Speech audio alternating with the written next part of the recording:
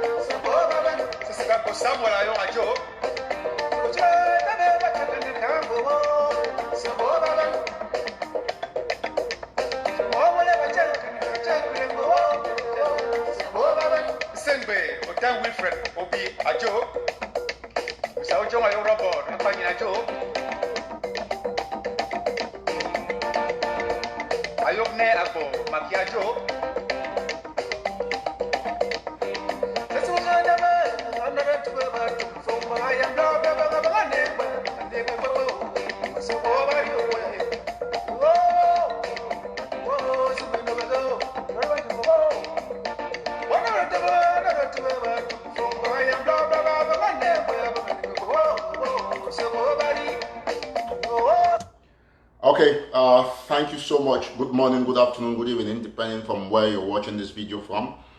As you are all aware, today's Friday, August 21, 2020, and we're starting this video at exactly, as you can see here, 11 a.m. Washington DC time. That would be like 4 p.m. on Ground Zero, 4 p.m. in Nigeria, in the refugee camps in Nigeria, 4 p.m. in Konendi prisons and other prisons where our brothers and sisters are being detained. Pretty much, I slept really very late. Like I slept like 8:39 a.m. Yeah, I slept very late. Like the whole of yesterday, I just got a 2-hour sleep. I just got up.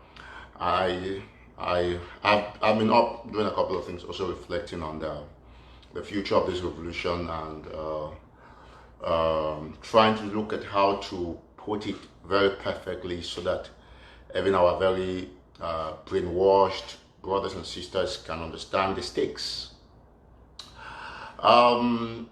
should always go back to the drawing board and look at the situation with our revolution in order for us to be able to understand and successfully analyze the position where we find ourselves right now. And we are all aware of the tremendous work La République du Cameroon is doing to try to ensure that they corrode the image of our revolution. At this juncture, this is 2020, what should matter most to Ambazonians is what image is this revolution having out there. That is what is the most important thing. And what is legitimate to follow. It's not about what we must follow. It's about what is the right thing to do. You see, the fact that everybody is doing the wrong thing doesn't make it right. All right, and so these are the things that we must look at crucially. You see, it is imperative. It is very, very imperative for this aspect of the image of the revolution never to depart from us. You've seen what I've written, breaking news from the United States, which I'm going to be explaining in a few. And but I want to start first with the situation in Cameroon. You must agree that Cameroon, we have a situational advantage over Cameroon because Cameroon is collapsing, but Cameroon will still obviously have more finances than Ambazonia because it is a state, it's a country that can borrow money, that can expand its partnerships, that can mortgage some of its resources, including the ones that we are defending, because we have to be realistic about these sort of situations. But we have a situational advantage over them because we have successfully tried to put our case out there, and so we cannot afford to destroy it at this juncture. Once more, good morning. Once you're coming online, make sure you share this video extensively. We are hitting 500,000 soon, and that is quite soon. That's quite short, so keep sharing. Now, like I said, you have seen what's going on in Cameroon. It's a rotten country. It's a completely collapsed state. It's a state full of anarchy because all its ministers are anarchists. They know what to do to destroy the country, and we enjoy when they destroy the country. Last time I was talking about the other man of territorial administration, Paul Atanganji, who has successfully implemented an option that is never an option. And so we're happy because most of you have read that Cameroon has said that, okay, there's a ban on cutlasses and on iron rods and on some other stuff. And it is very normal to write those papers from your own. They sign them and try to send them down to on social media, put them down on social media. But what is the implementation level with the new decision signed by the Minister of Territorial Administration? How does it affect Ambazonia? Now, yeah, initially we would have looked at it the way, like I analyzed it last time, that it has some sort of impact on the Ambazonian people, but like I said, it was a 10% negative impact and a 90% positive impact. They ban on cutlasses and iron rods, and I will explain why. I don't want to talk about the negative impact. I want to talk about the advantages, because one of the most important is the psychological advantage. It gives our farmers, our brothers, our sisters, the continuous understanding of the fact that Cameroon does not love them. Nobody bans the use of cutlasses in communities that are predominantly rural, communities that are there only surviving through farming. You don't ban machetes or cutlasses in communities where people are predominantly bushers. So these are the things that we must all understand, and we thank God for this. And by the way, the law has zero level of implementation. How are you going to stop somebody from buying a machete? Who's going to do that? How are you going to stop someone in the quarters from selling a machete? How are you going to stop people from smuggling machetes from other areas and bringing them in? I can go buy my machete in anywhere, and I'll bring it in. And people have, there's a lot of black market. You didn't stop guns, you can't stop cutlasses. So it was just something to increase some social media debate in order to get some relevance. And Atanganji, I think he successfully did that because newspapers carried it, we published it, and he gained some negative publicity, which is okay, but we're always here to educate our people and make sure that they get the understanding of how zero that's going to affect them. Yeah, initially it's going to be a little bit tough, and there's going to be some cynics around who want to tell you that maybe this man is buying machetes and all of those things. There's always going to exist, but The advantage is 90%. It has nothing to do with us. Now, I move to another aspect. Now we over half 1,000, very great numbers in the short while, despite the restriction on this page. Now I move to the other great aspect, which of course, it is the protest that some youths in Cameroon supposedly organized against some of us in the US, some of us in the diaspora, in the US particularly, asking for the US government to repatriate Amazonian compatriots in the US. Okay, I want to just take some time off, like I've always explained, that there is a zero possibility. In fact, the possibility is on a minus 100 for Cameroon to ever think that the US government, no matter the administration, they're never ever going to take Eric TATAW or any of these activists or leaders based in the United States to hand them to Cameroon. It's never going to happen. It's a waste of time. It's just seeking publicity, seeking notice. It is never ever going to happen. Let them put it in their heads. America is not a junta like Cameroon. It's not a shithole country. It will never, ever, ever happen. Let's put that in our head. So forget the attention seekers. They can go in front of the US Embassy. The US Embassy will always write security alert, because those are people who are trying to look for a way to attack the US Embassy, so that tomorrow they'll say, oh, these are the people who attacked it. Maybe the Amazonians who came here. Everybody is saying that it's never going to happen. All right. Now, at this juncture, it brings me to one of the most crucial discussions of this live show. And I want our people to listen very attentively. Yesterday, there was an attack on Fru Ndi's residence. In fact, I want to say a minor attack, very minor, because 2 pillars were scratched. One pillar was scratched by bullets and stuff like that. We will not exactly determine what was exactly used, but eyewitnesses said bullets were fired at the wall, at the pillar in Fru Ndi's house, Nijon Fru Ndi. For those who don't know, who are probably watching from other parts of Africa, Nijon Fru Ndi is the chairman of the founder, to put it that way, amongst the top founding fathers, because I don't want to personalize politics, but he's the leader, it's his party, the Social Democratic Front, of course, which is the SDF. All of you would know that, those of you who are familiar with the facts. And Nijon Fru Ndi is over 75 years or thereabout. So I want to say this. Yesterday, when Fru Ndi's residence was reportedly attacked, with due respect, I'm always privy to very, very confidential information. With due respect, I've asked if I could quote him. He said yes. Dr. Eugene he sent it to me. So I received it first before everybody, let me put it that way. And you saw the pillar with only people who have that pillar picture. Before we shared it on social media, people started sharing. Why am I explaining this? Because when I received it, when it happened about 4 p.m. Ground Zero time, and I received it almost immediately, and I was looking at the social media, trying to see if our people have reason above ego, and if they have gotten the kind of wisdom that will help us to throttle this revolution till the end. But I realized one thing, that some people will never get wise. They will never forgo ego. And this is what I'm going to explain, which is very important. And to say that the attack on Fru Ndi's residence is not any job related to Amazonians, and I will explain. Let me say this very clearly, ladies and gentlemen, fellow Southern Cameroonians.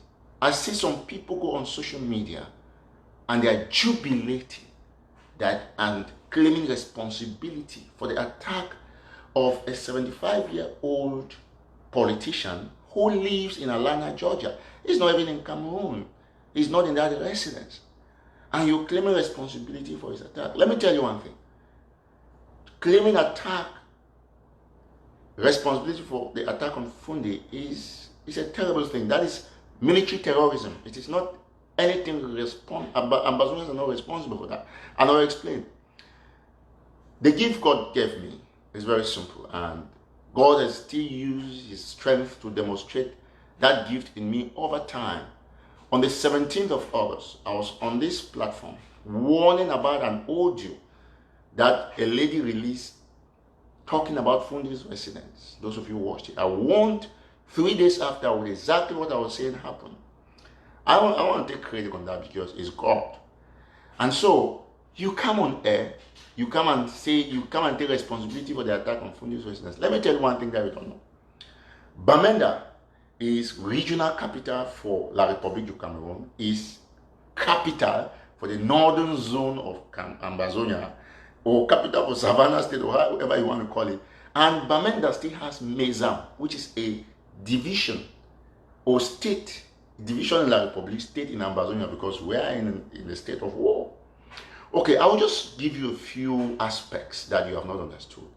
Bamenda has the regional delegation of public contracts for places that you think you can attack. Bamenda has the regional delegation of public contracts, the regional delegation of secondary education, the regional delegation of basic education, the regional delegation of the economy planning and regional development, what they call MINIPAT. Bamenda has the regional delegation of tourism and leisure. Bamenda has the regional delegation of small and medium-sized enterprises, social economy and handicraft. Bamenda has the regional delegation of employment and vocational training. Bamenda has the regional delegation of labor and social security. Bamenda has the regional delegation of, you can name it, livestock, fisheries and animal industries. Bamenda has many, all regional delegations, all ministries in La République du Cameroon that you see in Yaoundé.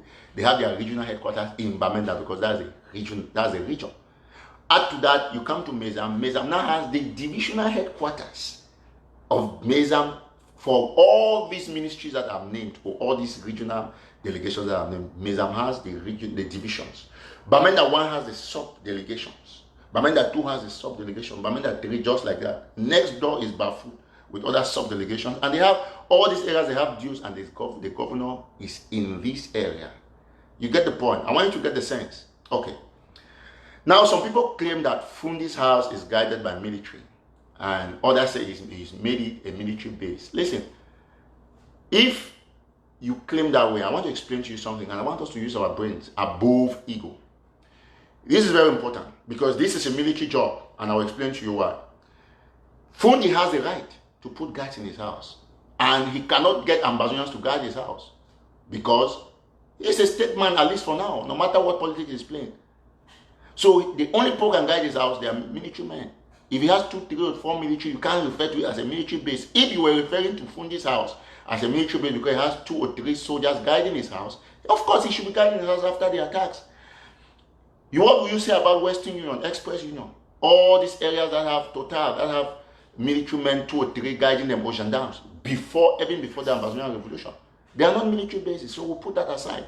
So you would have understood that. I've named a couple of places. All these regional delegations, divisional delegations, subdivisional delegations in Bamenda.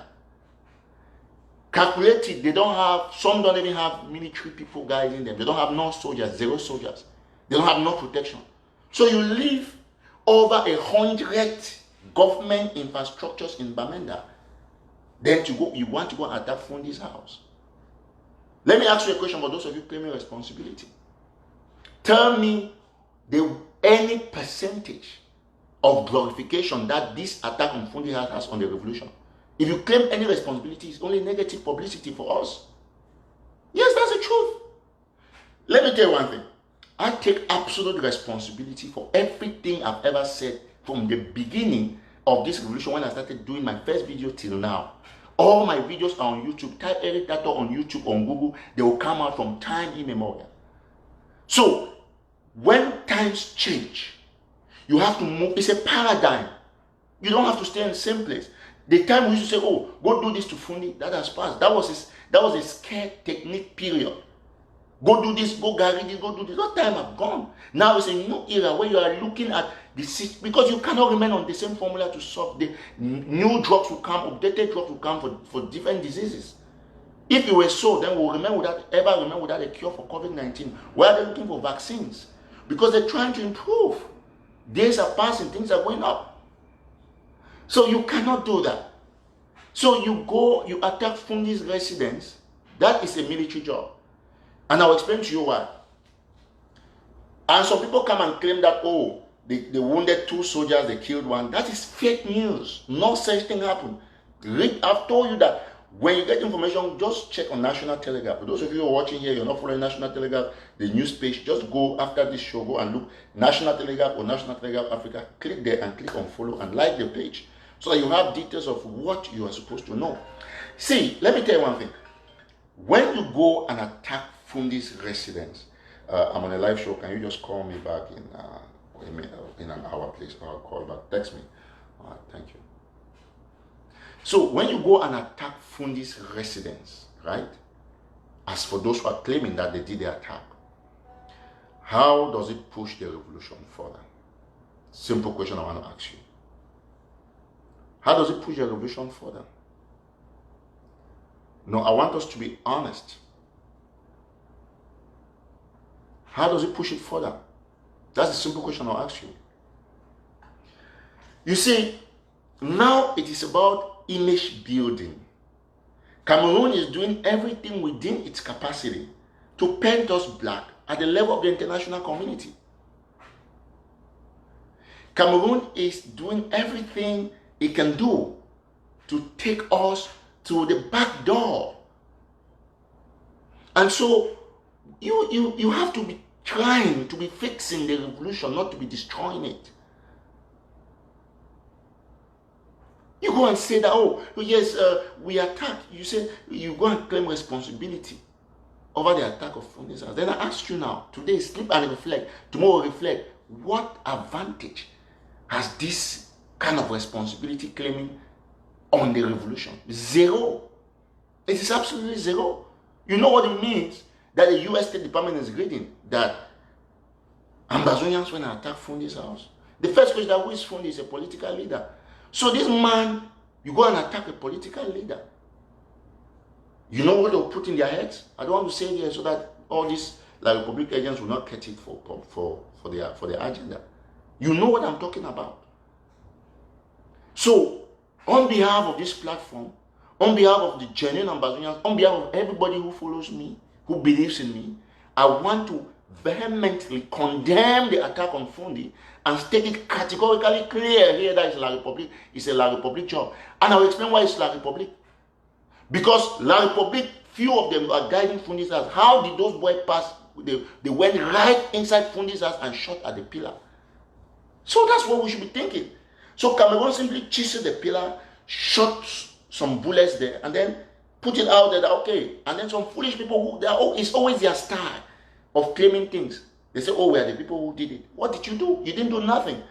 And you are claiming responsibility. And in the course of that, because you want to make people happy, you say, oh, you killed one military guy, you wounded two. What did you wound? Who did you wound? Where, when, and how? So, we are saying here clearly that the international community should understand what is at stake. Cameroon is moving from one very terrible conspiracy to another. The same people who are claiming the Fru Ndi attack, the same people who went in the issue of Moyoka, instead of denouncing it and blaming the Republic, they took part of the blame and put it on some Ambazonians that they call it sister forces. I've said here many times that there is nothing like sister forces when it comes to Ambazonia. Put in your head. If you shift a responsibility to A, who is seen by the international community as talking on behalf of Ambazonia, you have automatically also reported yourself. And you give La Republique a 2 billion % advantage over our revolution. There is nothing like, when it comes to anything that will corrupt the image of Ambazonia, you are supposed to be the one another's keeper. We might have our differences, but sometimes it's good to sit back, have a deep reflection on the future of this revolution. Have a deep reflection on those who have been incarcerated, those who are in jail. Have a deep reflection of the life of the refugees who are sacrificing their lives, denouncing. The refugees could just get up one day and say, okay, Cameroon, come and reconstruct, let us go us back home. What will you do? You will stay on social media and stop them? You will not. They are there because of their conviction, because of their ideology, what they believe in. They could as well just go that fighters are in the bushes. They could go just like others have gone to DDR. But they are not, because their conviction tells them of the future of Ambazonia. It is not because you think that you are talking on social media. If you are talking on social media, you have to come out to talk the things that will prosper the revolution. Not every day you stay on propaganda trying to make your group look better than another. No. Listen, let me tell you one thing. There is nothing at this time, this 2020, that you can change in the mind of the international community. They know the ladder, who is there as the main leader of the revolution, who is here, who is here, who is here. They know everything. So you cannot change. It's a waste of time. Who are you trying to impress? It's like you have a wife in the house, you're trying to impress your wife. Do you impress your wife? No. Your wife is married to you because she was already impressed. That's why you can, let me tell you the truth, right? When your pants is dirty, you give your wife that go and soak it, go and wash the pants. Can you remove your dirty pants and give the girl that you are dating or meeting for the first time? You cannot do that. So that is how you're supposed to consider it. That those of us Ambazonians, you cannot try to impress any Ambazonian. You cannot impress them. Okay, there are even Ambazonians who cannot even agree that somebody stole $1 million, even when they cannot see no guns on the ground. So how do you want to change your minds? No, those people they're not game for the truth. So we must all understand one thing. You cannot go claim responsibility. You don't go claim responsibility over something you know nothing. Who are you trying to impress? Trying to give credit to La Republic by saying that you attacked Fru Ndi's residence. When did you attack it? You don't even know when they attacked her. You don't know nothing. You don't even know which part was attacked. Go and look at all their reports. They just said the house was attacked. They did not even have the specification on what part of the house was attacked. It's just a pillar. It's just a pillar that they shot that. They shouldn't use a chisel or something. Chisel they shot. But go and look at the pillar. You see that there was a chisel that was used there. Maybe it's a job that La Republic has been doing backstage since a few of them are there. Bringing stuff out, you will not know. And then they come, go and bring 2 civilians or dress their military men, and civilians come and shoot bullets there, and then they move away. They say, okay, Ambadonka attack Fru Ndi house. And some very gullible and very dull, childish people come on air, you come and claim the responsibility. And then in the course you say, oh, 2 military don't die. Why not only you take it? Let me tell you one thing. No military casualties, 0. There was nobody who was touched in that incident. People are there on those streets. People, Fru Ndi has relatives, all of them. If they wounded people or somebody, Fru Ndi will be aware, or Fru Ndi's cronies will be aware. So you don't just come and lie because you want to lie. So I'm saying this because we have to think deeper about this revolution. You have to think about it. You have to think about it. Look at where we are going to. Are we heading up the slope, or we are going down the valley or the cave? You have to think about it. Because someday you will get up in Europe, in America, in Asia, and you have nothing to talk about this no more. Because people are there, they are watching. They are looking at, they are asking themselves many questions. What is the headway? Where are we heading to? Any future, any this? Yes, you are the one who's supposed to come on social media and give them reasons. Answer those questions. Tell the fighters that there's a future. Tell the refugees why they have to stay in Nigeria and why they don't have to take the option of the reconstruction. Those are the things that you're supposed to do. Give the prisoners courage and inform the people who make their contributions how you're spending their money with proofs. Not come every time you come and claim credit, you come and say, oh, this one has to be like this. Listen, approaches change. As a communicator, I have a calendar. I talk about my trip to Boya for a very good period because it's important to educate people. And whether or not you like it, I gained a lot of souls who came to believe in. Look at the resistance that I had when I started my trip to Boya, and now that I'm talking. A lot of people who hated me before, they have come back. That no, brother, what you're saying is the truth. I will not continue because there is no way heaven exists to, heaven is nice to Satan. There is no way. So you can't change. There's just some things you can't change.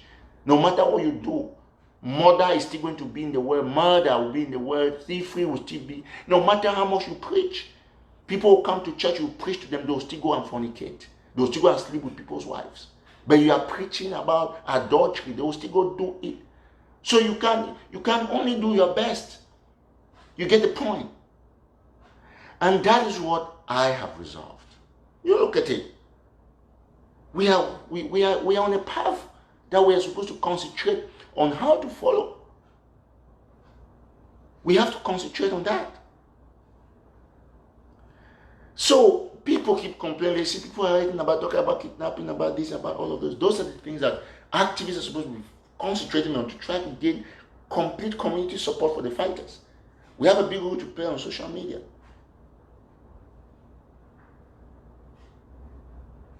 Now, let us get it very clearly, ladies and gentlemen, fellow Southern Cameroonians. Now, I'm going to end this show because I really want it to be very brief. I want it to be very, very brief. And I'll make it brief. So I'll come here, I'll talk about this issue in the United States. About Steve Bannon. So, all of you know who is Steve Bannon. All of you. He was the White House chief strategist of President Donald Trump before they parted ways. Some of you have seen that news. Some of you have not seen it. One of Trump's closest associates before now. So when they were doing this border war, this Mexican war stuff, so they have been accused of wire fraud, as fraud with fundraising. They did some fundraisers and then they have fraudulent issues in it. I just want to put it there. So this is the message I have. This is the breaking news I have from every Amazonian, that I can assure you 1,000%, 1,000% that Sako is coming.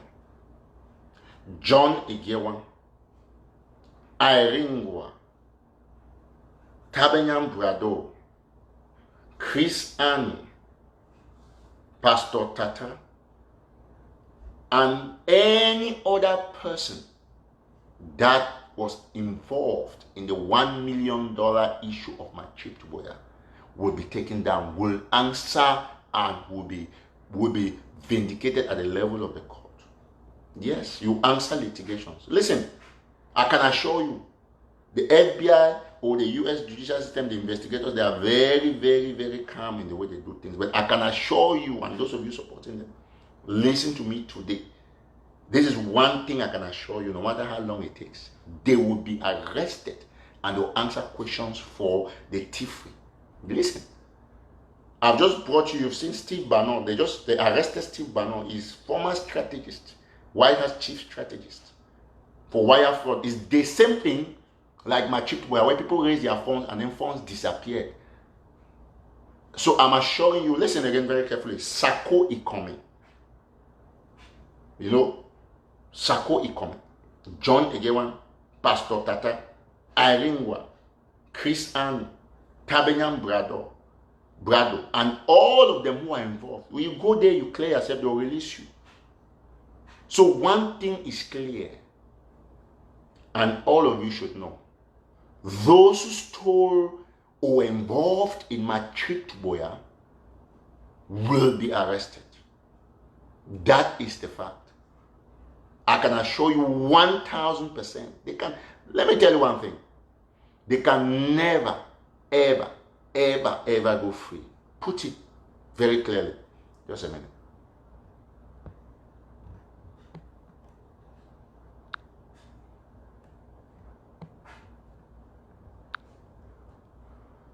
So like I was saying, that is very clear. Our people should be aware. All those of you who contributed your monies and gave it to these thieves in the diaspora, you have justice. They can hate you for fighting injustice within a revolution that the people are supposed to be fighting injustice. But get one comfort. There is no human being that is stronger than God. So all these people, all of them, they will go down like Bannon. This is the last message I have for you. And this is what you should pray for, that justice should be served. Isn't it true that we want people who were accusing that they stole my chip, but that they didn't steal, to be cleared? Would it not be a good opportunity for all of us to advocate for the FBI to come into the Matrix issue so that everybody who touched Matrix will be sanctioned, like some of you claim, and those who did not touch, they will go free, so that at least we'll see how some people will walk free. Somebody has asked a very good question, that if Sako is arrested, so is Sako the only person that has been mentioned in the chain of 6 people? One person out of thousands of people who are watching, you choose to mention one person. So you see that you don't have any particular thing to say. And let me explain to you why, if these people are arrested and they are jailed for stealing my chip, you know how it's going to help the revolution? It's going to deter. It's going to act as a deterrent for any other person who wants to receive contributions and think that it is personal money. That's how it helps the revolution. And in that way, more money will be in the revolution and will prosecute this war till we get to Buea. So an arrest on these people, or a warrant, or a summon, even if they are summoned and released, is going to change their face, because trust me, that once you receive a summon, you go there, the US government of investigators, once they interview you on thievery, on bribery, on embezzlement, they mark an X on your name. You are just like some prisoner who is on probation. So all of us should know one thing, that it is going to be the best thing that will happen in this revolution if these people are only summoned by a court and they are later on released. It will give us hope, and people will know that there is no time to joke. Some of their surrogates will take it for propaganda, but one thing will remain, that we have successfully achieved our aim of making sure that we put sanity in the revolution, and people to understand that we don't just talk, we talk and we act.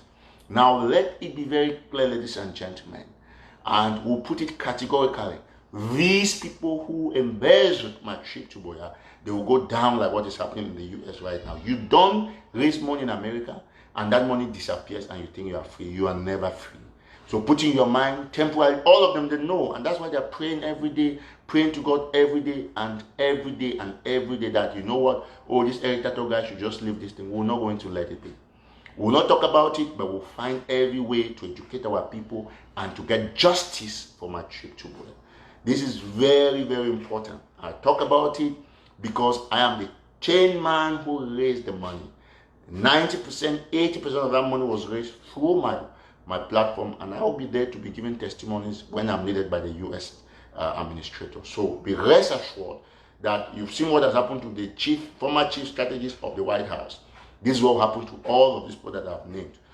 All of you who are involved in my trip to Buea, you have to answer, and the case will continuously roll so that our people will know that we have started justice within the revolution. I want to thank you all, ladies and gentlemen. Thank you all. For those who are in the ANA group, we'll continue to do what is right. We'll continue to do the vetting to bring people in the bigger group. There is no rush with the ANA. I want to thank those who have been participating in the DAC website for all you do. God bless you. I'm going to sit down, talk with a lot of people to see how we're going to push this revolution ahead. I took off this time to ensure that we continuously discuss issues that are fundamentally important, to the revolution. Now, get it clearly, whether or not you like it, we'll have justice for every wrong thing that people have done that is harming or has harmed the revolution in one way or the other, so that we can be able to reinstate faith, confidence, and to get the revolution to a very great progressive level. So once more, I want to thank you. I thank you all very much, and to say God bless you. We have lasted 35 minutes on this show. I don't want it very long. I think we have crossed everything. And to say thank you so much for the confidence. And for those of you who are in North Carolina, I think I'll be seeing you today. I have a couple of friends that I should be visiting. And we thank everybody who's been supporting our vision, supporting our platform morally, because no Ambazonian gives $1 to Eric TATAW. That is one point that we must make it very clearly. So we thank you all, and to say keep the faith, those of you on ground zero, those of you in the jails, those of you in the refugee camps, those of you anywhere that you are, keep the faith and know that your revolution is on track. We'll keep fighting and making sure that everything goes well. So like I've said, we are looking forward to having justice for those who stole money in the course of this revolution. If you think Eric TATAW is one of them, please don't hesitate to bring up a case file against Eric TATAW. That will be very helpful. Very, very helpful. So I want to thank everybody. And tomorrow I will talk about something that's happening about Cash App. I'll play an audio and I'll talk about it for our people to be aware about what is going on. Once more, thank you so much. And it's great talking to you. We'll see you tomorrow. We should have a special show tomorrow, hopefully to explain other things going on in the revolution. I'm very pleased that you followed chronologically the way we're trying to make sure that things get back in place. Remain prayerful and know that the revolution is ours to win. Bye-bye. Thank you.